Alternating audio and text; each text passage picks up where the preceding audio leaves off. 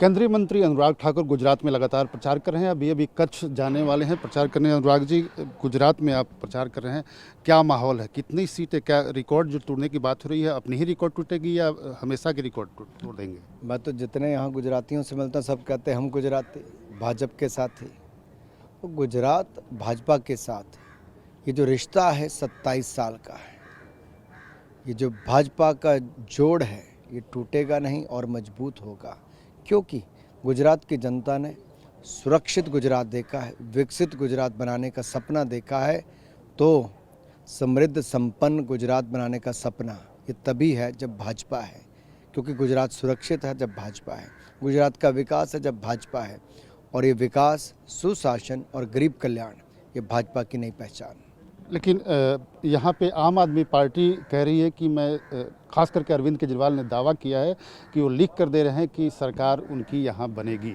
इस पर आपका क्या कहना है? न जाने कितनी बार कहा और कितनी बार यू टर्न लिया, न जाने कितनी बार लिखा उसको फाड़ दिया। ये अरविंद केजरीवाल हैं, झूठ बोलने में दुनिया के सबसे बड़े आदमी, जिनकी जमानत जब्त कराने का रिकॉर्ड भी है और झूठ बोलने का रिकॉर्ड भी है। उत्तर प्रदेश में भी इन्होंने यही कहा था, उत्तराखंड में भी यही कहा था कि हम पूर्ण बहुमत की सरकार बनाएंगे, 2/3 बहुमत से बनाएंगे। निकालिए अरविंद केजरीवाल जी के पुराने रिकॉर्ड। उत्तराखंड में खाता नहीं खुल पाया, उत्तर प्रदेश में हर सीट पे जमानत जब्त करा ली, इनकी हर सीट पे जमानतें जब्त हुई और जितना नोटा पे वोट मिला था उससे कम आम आदमी पार्टी को वोट मिला। हिमाचल में इन्होंने अपनी 4 महीने पहले दुकान बंद कर दी और अब गुजरात के लोग भी आम आदमी पार्टी की दुकान बंद कर देंगे।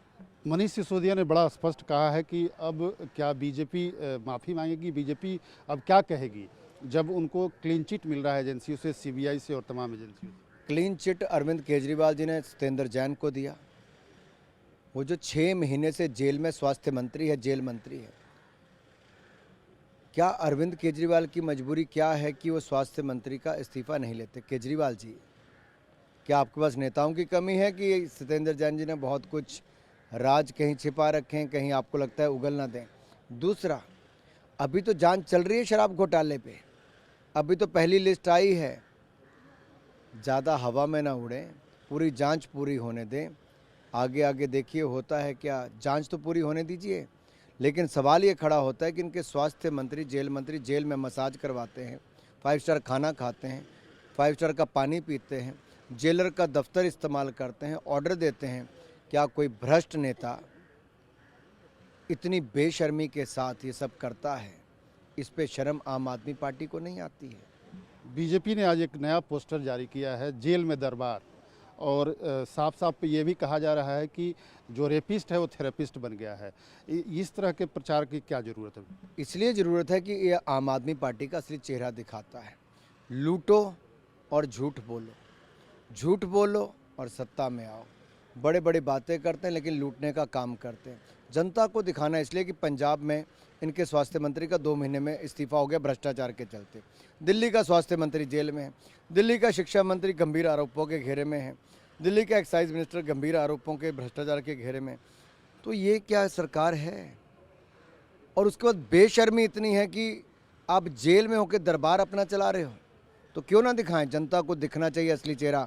भ्रष्ट और बेशर्म सरकार आम आदमी पार्टी की सरकार। अनुराग जी, आखिरी प्रश्न, ये कहा जा रहा है कि मंदिरों के लिए जो आप लोगों ने एक वायदा किया है अपने घोषणा पत्र में, संकल्प पत्र में, मंदिरों से पेट नहीं भरता। कांग्रेस के नेता हैं शंकर सिंह वाघेला, उन्होंने कहा कि मंदिरों से पेट नहीं भरता, मंदिरों को बनाकर क्यों ठगा जा रहा है? ये अपनी अपनी सोच है।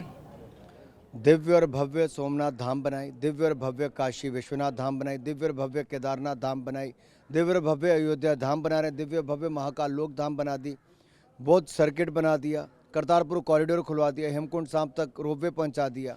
ये सब आधारभूत ढांचा हमने बनाया है आस्था के केंद्रों पर। इससे रोजगार स्वरोजगार के अवसर कई गुना ज़्यादा, 6-7 गुना ज़्यादा बढ़ गए। आंकड़े बताते हैं कि जितने लोग आते थे उससे 6 से 7 गुना ज़्यादा लोग अब आने शुरू हुए। तो इससे रोजगार स्वरोजगार के अवसर। 4 धाम यात्रा पर नींबू पानी और पानी बेचने वाले आजकल 2-2 लाख रुपए का धंधा करता है। तो क्या ये अर्थव्यवस्था में जुड़ता नहीं?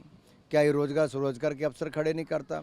अगर टूरिस्ट आता है तो आस्था के केंद्र पर तो आता है, लेकिन अर्थव्यवस्था को भी बल देता है और रोजगार स्वरोजगार के अवसर भी खड़े करता है। बहुत बहुत धन्यवाद। तो साफ तौर पे अनुराग ठाकुर का कहना है कि जो रोजगार है वो मंदिरों के जरिए भी मिल सकता है और ये आस्था का केंद्र है, इसलिए कांग्रेस को इस पर ज़्यादा टिक्का टिप्पणी नहीं करनी चाहिए। कैमरामैन अशोक के साथ आमोद राय, TV9 भारतवर्ष, अहमदाबाद।